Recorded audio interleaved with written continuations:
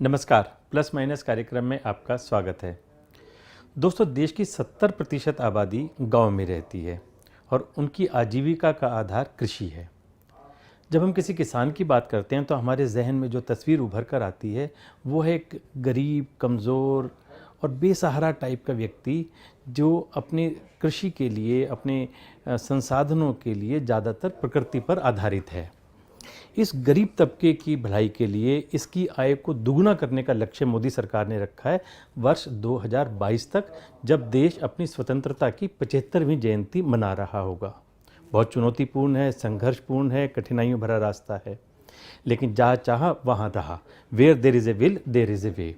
बाकी लक्ष्यों की तरह मोदी सरकार इस लक्ष्य को भी निश्चित रूप से हासिल करेगी, हमें ऐसा पूरा विश्वास है। इसके लिए एक रोड मैप तैयार किया गया है, कार्य योजना बनाई गई है।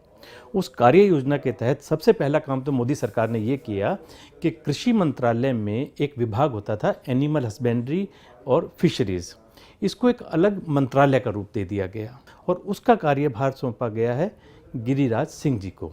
दूसरी बार लोकसभा में आए हैं। पहले इन्होंने ये विभाग राज्य स्तर पर बिहार में भी संभाला था, बहुत बखूबी संभाला था।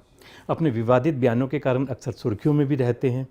भारतीय मीडिया तो उनको दिखाता ही है, साथ में पाकिस्तान में भी अगर टीआरपी बटोरनी है तो वहाँ का मीडिया इनको खूब दिखाता है। कभी ये कहते हैं कि जो मोदी विरोधी हैं उनको बिना पासपोर्ट, बिना वीज़ा के पाकिस्तान भेज देना चाहिए। कभी मुस्लिम विरोधी बयान आते हैं उनके। इन्हीं सब पर उनसे चर्चा करेंगे आज प्लस माइनस में, लेकिन पहले एक नज़र उनके अब तक के राजनीतिक सफर पर। मोदी के प्रबल समर्थक, हिंदुत्व के एजेंडे पर बढ़ चढ़कर बातचीत करने वाले गिरिराज सिंह विद्यार्थी जीवन से ही आरएसएस से जुड़े रहे हैं। अखिल भारतीय विद्यार्थी परिषद से इन्होंने राजनीतिक जीवन में प्रवेश किया। नीतीश कुमार के नेतृत्व में एनडीए की बनी पहली सरकार में गिरिराज सिंह पशुपालन और मत्स्य पालन मंत्री बने। मंत्री बनने से पहले पार्टी में महामंत्री की जिम्मेदारी संभाल रहे थे और 2002 में विधान परिषद सदस्य चुने गए। 2014 में पहला ही लोकसभा चुनाव रिकॉर्ड मार्जिन से जीता और मोदी मंत्रिमंडल में राज्य मंत्री स्वतंत्र प्रभार बने। नवादा सीट सहयोगी लोजपा के खाते में जाने के बाद पार्टी ने इन्हें बेगूसराय से मैदान में उतारा, जहां इन्होंने जेएनयू छात्र नेता कन्हैया कुमार को रिकॉर्ड 4,20,000 वोटों से पराजित किया।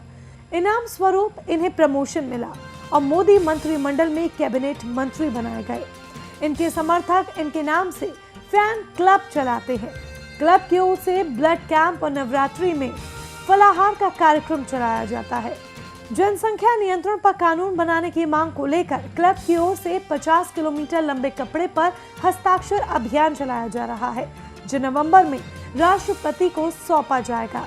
वंदे मातरम नहीं कहने वाले को पाकिस्तान भेजने और हिंदुओं को ज्यादा बच्चे पैदा करने वाले अपने बयान को लेकर ये विवादों में भी रहे। प्लस माइनस कार्यक्रम में गिरिराज सिंह से बात की साधना ग्रुप के सीएमडी राकेश गुप्ता ने। गिरिराज जी, आपका प्लस माइनस कार्यक्रम में बहुत बहुत स्वागत है। आपको बहुत बहुत बधाई, आप एक रिकॉर्ड तोड़ मतों से जीत करके आए हैं। धन्यवाद जी। आप बिहार के एकमात्र ऐसे व्यक्ति हैं जो राज्य मंत्री से प्रमोट होकर कैबिनेट मिनिस्टर बने हैं। ये तो प्रधानमंत्री को धन्यवाद दूंगा कि जो उन्होंने भरोसा की है। इसमें मेरा क्या योगदान है? मैं तो पहले भी एमएसएमई में था तो काम किया। ये बात अलग है कि मीडिया के कारण वो रिफ्लेक्ट नहीं किया। हमने उस समय भी 10 करोड़ लोगों को रिकॉर्डेड रोजगार मिला, लेकिन वो रिफ्लेक्ट हम जब भी बोलते थे तो लोग मंदिर, हिंदू, मुसलमान पे ले आते थे। इसलिए मैं तो काम करता हूँ। गिरिराज जी, आप पिछली बारी बेगूसराय से इलेक्शन लड़ना चाहते थे लेकिन आपको नवादा से लड़ाया। इस बार नवादा से लड़ना चाहते थे लेकिन आपको बेगूसराय से इलेक्शन लड़ाया। तो आपको लगता है पार्टी में कुछ लोग ऐसे हैं जो आपको सांसद नहीं बनाना चाहते? नहीं, इसका दूसरा एस्पेक्ट देखें। पार्टी में इतनी विश्वसनीयता है कि पार्टी को लगता है कि इसे जहाँ से लड़ाएंगे जीतेगा। इसका दूसरा पक्ष भी तो है। फिर आपकी नाराजगी क्यों थी? हमारी नाराजगी नहीं थी। हमारी नाराजगी केवल इतना थी कि हमें कॉन्फिडेंस में निर्णय के पहले नहीं लिया गया था, बस और कुछ। जब आपने इलेक्शन लड़ा तो आपका कहा गया मुकाबला है कन्हैया कुमार से। और आपने खूब कैंपेनिंग भी की, लेकिन मुकाबला तो कहीं दिखाई नहीं दिया। आप 4,20,000 रिकॉर्ड तोड़ मतों से जीते, तो आप इसका श्रेय किसको दोगे? मैंने जीत के दिन भी मीडिया को कहा और आज भी कह रहा हूं, मेरा एक नया पैसा उसमें कोई योगदान नहीं है। मैं एक राष्ट्रवादी पार्टी का राष्ट्रवादी कार्यकर्ता हूं। ऊपर महादेव, नीचे नरेंद्र मोदी और बेगूसराय की जनता। वहाँ का चुनाव, मुझे बड़ा दुख होता है कि जो मीडिया समाज की नज़रों में निष्पक्ष चौथा स्तंभ की विश्वसनीयता को कुछ मीडिया खोने का काम किया। जमीनी हकीकत वर्चुअली हमारे विरोध में प्रचार किया। जितना ज़्यादा प्रचार लोगों ने किया, उतना बेगूसराय की जनता इकट्ठा होती गई राष्ट्रवाद और विकास के लिए। और मेरा तो मानना है कि प्रत्येक कंस्टिट्यूंसी में बीजेपी का वोट था, एनडीए का वोट था, उसके अलावे 2 से 3 लाख वोट प्रधानमंत्री का था। वो वोट था, उन्हें घर मिला है, हमें भी मिलेगा, इस विश्वास का। उन्हें भी, उनके घर बिजली लगी है, हमें भी बिजली मिलेगी। उनके घर शौचालय बना है, मेरे घर भी बनेंगे। उनको आयुष्मान भारत का कार्ड मिला है, रोग दिखाने के लिए, इलाज करा, मुझे भी मिलेगा। माने एक विश्वास गरीबों में था। और ये वोट बड़ा साइलेंट वोट था। और मैं समझता हूँ कि राष्ट्रवाद का जीत, प्रधानमंत्री के गरीबों का प्रधानमंत्री पे भरोसा का जीत, और महादेव की दया। आपका ये जो कहना है कि आपके विरोधियों ने प्रचार किया, देखो प्रचार निराधार नहीं था। उन्होंने प्रचार किया कि आपने ये कहा कि जो मोदी विरोधी हैं वो बिना पासपोर्ट, बिना वीज़ा लिए पाकिस्तान चले जाएं। विरोधियों ने कहा कि आप मुसलमानों के ऊपर भी उसी तरह से अंकुश लगाना चाहते हैं, उनको भी फैमिली प्लानिंग के दायरे में लाना चाहते हैं। और फिर उन्होंने प्रचार किया कि आपके ऊपर में जो मुकदमे चल रहे हैं कि किस किस थाने में, उन्होंने कहा कि दानापुर थाने में 1, बड़हरिया में 2, मुजफ्फरपुर आरपीएफ में 1, पटना हवाई अड्डा पर 1, आचार संहिता उल्लंघन, भूमि स्वामित्व विवाद, रेल परिचालन में व्यवधान, जनप्रतिनिधि कानून का उल्लंघन, ये सारे उन्होंने आरोप लगाए। तो बताओ, ये सारे नियम कायदे कानून जो उन्होंने बताए, ये तो निराधार नहीं थे? इसका नोटिस भी नहीं लिया जनता, क्योंकि ये चुनाव के सारे केस थे। और जितने केस हैं उसमें से 90%, एक केस था जो गलत साबित है, जो जमीन का बात है, वो आरजेडी के लोगों ने किया था। और तो कहीं रेल रोको है, कहीं चुनाव आचार संहिता है। हमारे ऊपर आज तक जीवन में आपराधिक केस नहीं हुआ। धारा तो आपराधिक ही लगता है, अगर चुनाव का उल्लंघन करते हैं तो आपराधिक ही। रेल रोको कार्यक्रम में अगर बाहर भी आप हैं लेकिन उस काफिले में हैं तो आपका नाम आता है, नेतृत्व कर रहे हैं तब आता है। इसलिए अगर जनता उनकी बातों को नकार दिया। आपको मोदी जी ने एक बहुत चैलेंजिंग काम दिया है और निश्चित रूप से आपकी कार्यशैली को और आपके सारे कामकाज को देख करके ही दिया है। लक्ष्य रखा गया कि 2022 में जब हम देश की आज़ादी की 75वीं वर्षगांठ मनाएंगे तो किसानों की आय को हम 2 गुना करेंगे। अब किसानों की आय 2 तरीके से होती है, या तो कृषि से या एनिमल वेलफेयर से, एनिमल पशुपालन से, मत्स्य से और इन सब चीज़ों से। तो ये जो अलग से मंत्रालय का गठन किया गया, पहली बारी ये मंत्रालय बना है और आपको भी पहली बारी कैबिनेट मिनिस्टर की रैंक मिली, तो क्या आपने लक्ष्य रखे, कैसे हम किसानों की आय को 2 गुना करने में कैसे सफल होंगे? देखिए, मैं भाग्यशाली हूँ कि प्रधानमंत्री ने भरोसा किया और पहला मंत्रालय। जब तक कृषि आधारित पशुधन नहीं होगा तब तक किसानों की आमदनी नहीं बढ़ेगी। एक छोटा सा उदाहरण आपके सामने रखता हूं। देश में लगभग 15 करोड़ के इर्द गिर्द किसान हैं, लैंड होल्डर लगभग। हो सकता है कुछ ज़्यादा हों जो मेरे जानकारी में है। जो अभी किसान सम्मान वाले में उनको पैसा, और 8 करोड़ के लगभग में पशुपालक है। ध्यान देने की बात, 8 करोड़ पशुपालक और 15 करोड़ फसल पालक, क्रॉप्स की जो खेती करते हैं, चाहे डिफरेंट जो भी करें। 2 क्रॉप्स सबसे पॉपुलर और सब जरूरी है, वह है चावल और गेहूं, धान और गेहूं। 16-17 का फिगर, आज तो हम 180 मिलियन पर चले गए दूध का उत्पादन, उस समय 176 था। अब चावल और गेहूं को मिला लेते हैं तो लगभग 4 लाख करोड़ आता है, दूध का 6,14,000 करोड़। तो अगर 4 लाख के इर्द गिर्द क्रॉप से आ रहा है, 2 मेजर क्रॉप्स, केवल एक दूध से 6 लाख करोड़, तो ये साबित करता है कृषि आधारित पशुधन ही किसानों की आमदनी को दुगना करेगा, और हम उसी आधार पर चल रहे हैं। जब हम गाय संवर्धन की बात करते हैं तो सबसे बड़ी समस्या आती है कि गाय जो हमारे यहाँ पर है वो 8-10 लीटर देती है, वही गाय जब ब्राज़ील चली जाती है तो वहाँ जाकर के 40 लीटर दूध देने शुरू करती है। तो इसका मतलब कहीं ना कहीं हम गाय के नस्ल सुधार की दृष्टि से हम कहीं ना कहीं असफल हैं। देखिए, आपने विषय अच्छा रखा। जब देश के प्रथम प्रधानमंत्री पंडित नेहरू जी बने तो शायद उनके ध्यान में उस समय नारा तो दिए कि देश गांवों का देश है, किसानों में आत्मा बसती है, लेकिन किसान पशुधन के साथ था, उन्होंने उसको नहीं लिया। धन्य लाल बहादुर शास्त्री, जिन्होंने आज जो क्रॉप्स देख रहे हैं, धान गेहूं मक्का हाइब्रिड, वो उनके कारण 60 के दशक में है। लेकिन हमारी गाय ब्राजील चली गई, जिसकी चर्चा किए आ गया। अब हमने तय किया है, ये मॉब लिंचिंग भी चर्चा सुनते रहते हैं। अब हम 2025 का टारगेट रखे हैं। अभी देखिए, नस्ल सुधार में 1980 से शुरू हुआ, अभी मात्र 30% पशुओं तक पहुंचे हैं। 2 राज्य हैं जो 70% पर गए हैं ऊपर, नहीं तो एवरेज देखते हैं तो 30%। कौन से 2 राज्य गए हैं जी? तमिलनाडु है, केरल है। तो मेरा लक्ष्य है कि 2025 तक जो दूरी हम 70 साल माने आज तक में गए हैं, वो हम 2025 तक 70% से ऊपर पशुओं में AI जाए, पहला लक्ष्य।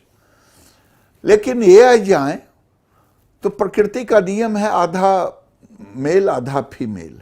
यही बहुत बड़ी समस्या है जी कि गाय और भैंस की जब हम बात करते हैं तो पहले तो किसान जो है वो बैल का इस्तेमाल कर लेता था, लेकिन आज जो मेल काफ जो होते हैं उनका क्या किया जाए? मैं आपसे निवेदन करूंगा कि ये मोदी का सरकार है, कोई चीज नामुमकिन नहीं है। मैं पहली बार आपके चैनल पर विस्तृत कह रहा हूं कि मैंने तय किया है कि 19-20 में 30 लाख डोज, जो प्रथम मेरा रेवोल्यूशन होगा, सॉर्टेड सेक्स सीमन, केवल बछिया पैदा होगी। अच्छा, इसको हम मार्च 2020 तक हम 30 लाख डोज प्रोड्यूस कर देंगे, आर्टिफिशियल इंसेमिनेशन के द्वारा। उसी के द्वारा। लेकिन वो के बछिया का होगा, जिसमें 90% एक्यूरेसी होती है, 10% हमें मेल की जरूरत भी है बुल के लिए, सीमेन के लिए। और 2025 तक ईश्वर ने चाहा, महादेव की दया रहेगी, तो मैं देश के कोशिश करूंगा AI भी अंतिम चरण पर ले जाऊं और सॉर्टेड सेक्स सीमन ही होगा। और हमारा नेक्स्ट होगा इसके साथ साथ ही नहीं कि हम स्टेज बाय एम्ब्रियो ट्रांसप्लांट। अब हम जब कृत्रिम गर्भाधान करते हैं तो 6 से 8 जनरेशन लगता है उसको वहां तक पहुंचने में। जब हम एम्ब्रियो ट्रांसप्लांट करते हैं तो फर्स्ट जनरेशन मैंने जैसे ही दिए, जो आएगा बच्चा वो उसी नस्ल की। अगर हम 10,000 लीटर की एम्ब्रियो दिए हैं तो 10,000 लीटर की बच्चा पैदा हो। और कोई बड़ी बात नहीं कि महादेव की दया होगी तो जब कभी सुनते थे कामधेनु गाय होती है, हम उसकी भी कल्पना वैज्ञानिकों के साथ कर चुके हैं।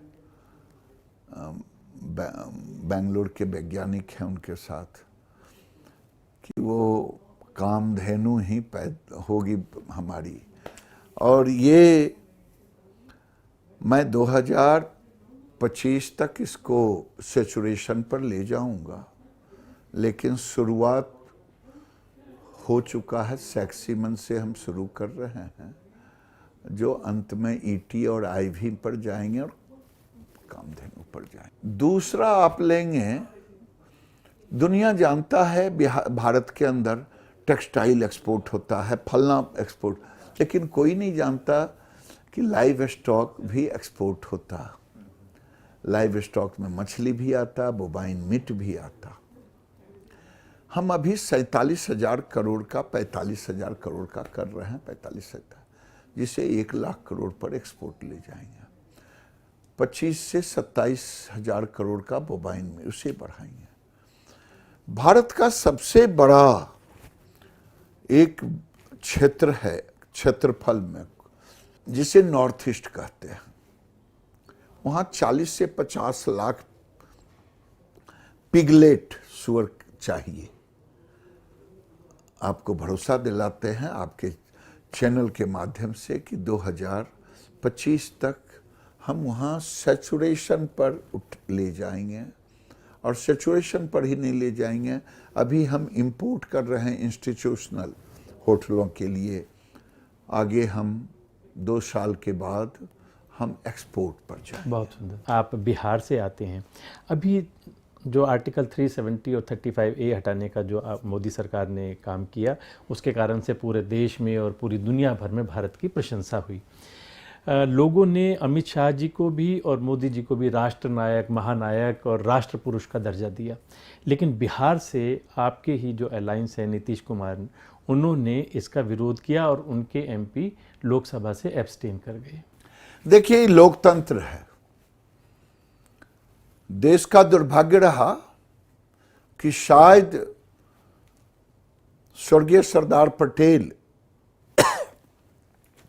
कश्मीर के मिलन में राजा हरि सिंह साहब से वो होते तो आज न 35A होता, न 70 होती, न किसी को विरोध करना पड़ता, न किसी को हटाना पड़ता।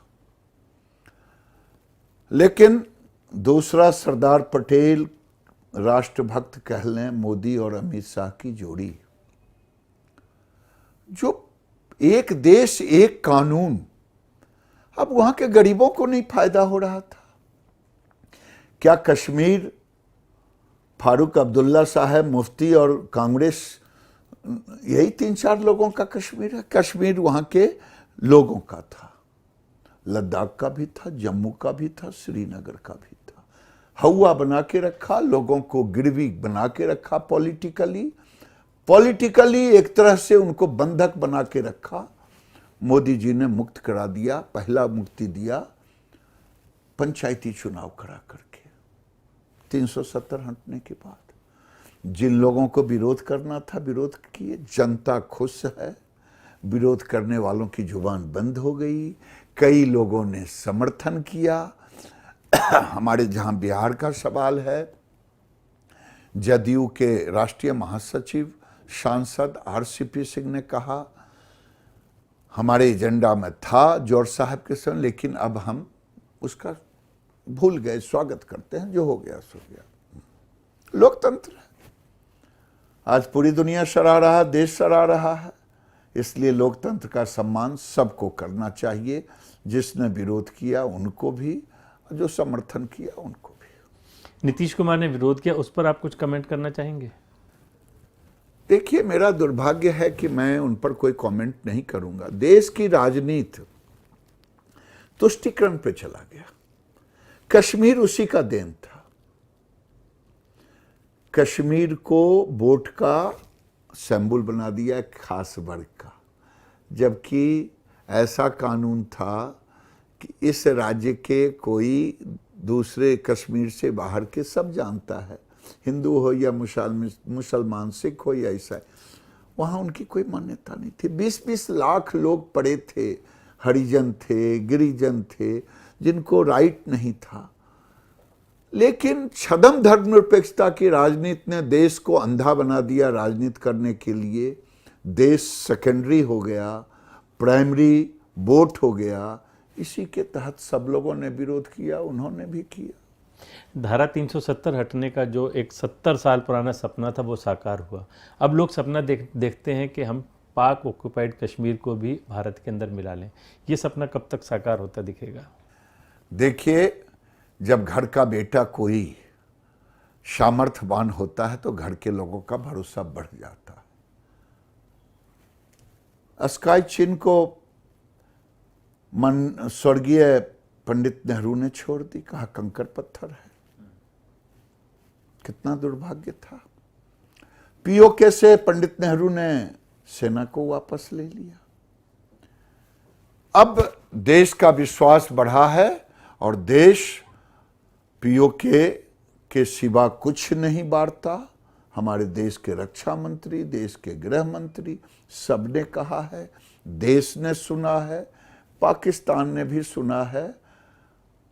भारत आज तक इतना सख्त निर्णय लेने के स्थिति में नहीं था, क्योंकि आज के प्रधानमंत्री के सामने पहले राष्ट्र है, तब वोट है। आज तक कांग्रेस के सामने और जो लोग छद्म धर्मनिरपेक्षता की राजनीति करते हैं उनके सामने पहले वोट है, तब राष्ट्र है। यही अंतर है, इसलिए भरोसा करना स्वाभाविक है। आज भारतीय जनता पार्टी बड़ी तेजी से आगे बढ़ रही है, 303 सीटें अपने दम पर लेकर के आए। ऐसे में आपको लगता है कि बिहार में अभी भी बीजेपी को बैसाखियों की जरूरत है?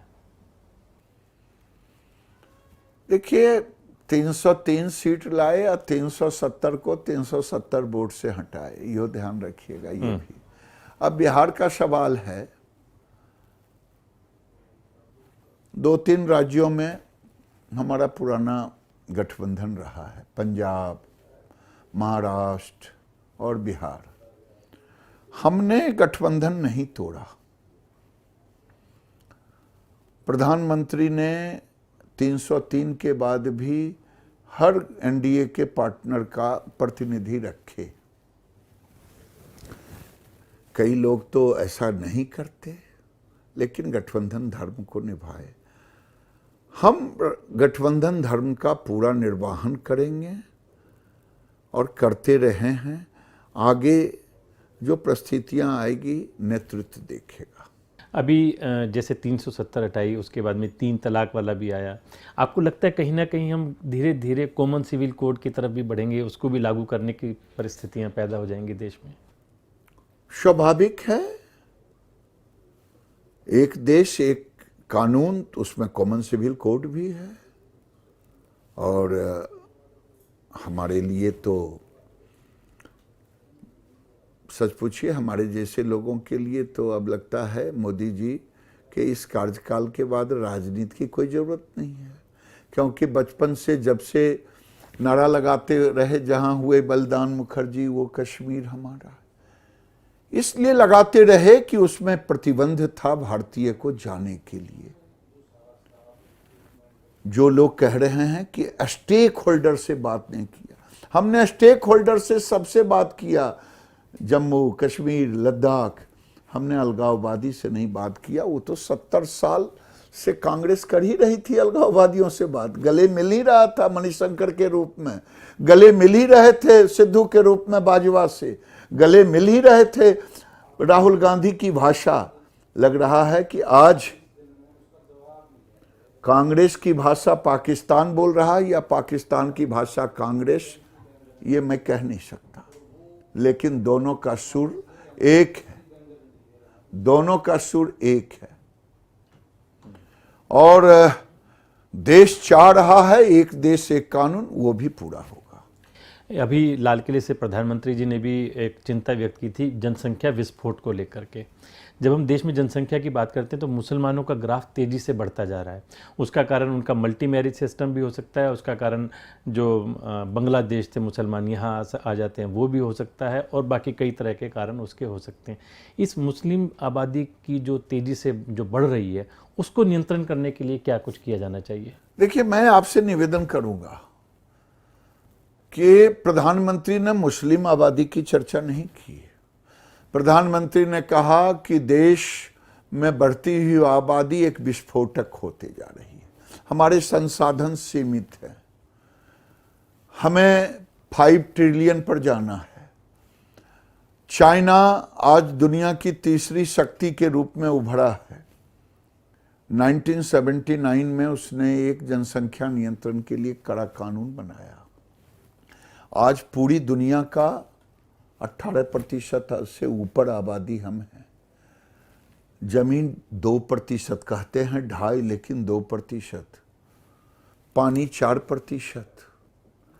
हम 1 मिनट में 29 से 31 बच्चे पैदा करते। चाइना 1 मिनट में 9 बच्चा पैदा करते। हमारे जीडीपी और उनके जीडीपी, उनका वर्थ हमारे वर्थ आप देख रहे हैं। ऐसी स्थिति में देश के तमाम लोगों से प्रधानमंत्री ने प्रार्थना की कि जिसने कम बच्चे, सीमित बच्चे 1 या 2 किया, वो देश पे उपकार किया। मैं हिंदू और मुसलमान की बात नहीं करता, लेकिन प्रधानमंत्री ने कहा जिन लोगों ने कम बच्चा पैदा किया वो देश पर उपकार किया। इसलिए समय आ गया है, ये मेरा व्यक्तिगत राय है, कि एक ऐसा कड़ा कानून बने कि जो ना माने उसकी वोटिंग राइट समाप्त हो जाए, जो ना माने उस पर कानूनी कार्रवाई हो, जो ना माने उस पर आर्थिक प्रतिबंध हो। हिंदू हो या मुसलमान, सिख हो या ईसाई, जैन हो या बौद्ध, हम किसी के लिए नहीं कह रहे हैं, लेकिन हाँ, ये सामाजिक समरसता और विकास दोनों के लिए बढ़ती हुई आबादी बाधक है। गिरिराज जी, कार्यक्रम के अंत में आपसे एक जानकारी लेना चाहेंगे। गाय हम सबके लिए आदरणीय है और हमारी सांस्कृतिक पहचान है, लेकिन आज जो स्थिति बनती जा रही है, गाय की जो दुर्दशा हो रही है, और ख़ास तौर से जब तक गाय दूध दे रही है तब तक वो सबके लिए लाभकारी है, और जब दूध देना बंद कर देती है तो उसको आवारा पशु समझ करके और सड़क पर छोड़ दिया जाता है। तो ऐसे में आपका डिपार्टमेंट इन गायों की रक्षा के लिए और इनको स्वावलंबन की दृष्टि से इस्तेमाल करने के लिए ये तो सचमुच ही डिपार्टमेंट हमारा है, उसमें आप भी हमारा है। ये वेलफेयर का सवाल है, हम काम कर रहे हैं, भरोसा रखिए। आप अगर कोई रास्ता नहीं देंगे तो भी हम कोई रास्ता निकालेंगे। 1 साल के अंदर, चाहे वो आवारा नहीं कहें, मुझे पीड़ा होती है, लोग, आप नहीं, लोग कहते हैं आवारा पशु। आवारा नहीं, आवारा तो हम हैं जिसने रोड पर छोड़ दिया, वो तो बेसहारा है। इस बेसहारा एक गाय या एक बैल जो मेल है, जो जिस रूप में हो, वो खुद सस्टेनेबल होगा। 1 साल में मैं ऐसा मॉडल खड़ा करूंगा कि किसी के सहारे नहीं, उसके सहारे लोग जीवन यापन करेंगे। एक एंटरप्रेन्योर मॉडल, और उसका केवल होगा गोबर और गौमूत्र। बहुत बहुत धन्यवाद गिरिराज जी, आपने समय निकाला, आपका बहुत बहुत धन्यवाद। और जिस लक्ष्य को लेकर के, जिस रोड मैप पर आप चल रहे हैं, निश्चित रूप से हमारा पशुधन भी बढ़ेगा और पशुपालक भी हमारे समृद्ध होंगे। आपका बहुत बहुत धन्यवाद। अगले सप्ताह प्लस माइनस में फिर मुलाकात होगी। नमस्कार।